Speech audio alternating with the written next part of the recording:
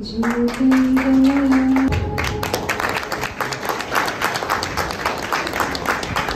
don't have to have so many degrees, or you don't have to know so much of knowledge in law.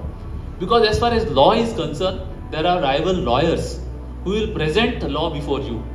It is for you to use the common sense and apply that law in a particular manner.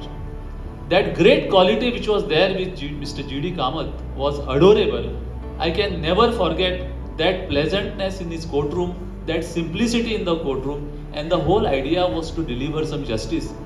Instead of championing some great principles of law, his attitude was to give something to the common man who have come to the court, who felt that something is being wrong to them. That is the greatness and hallmark of our late Justice G.D. Kamath.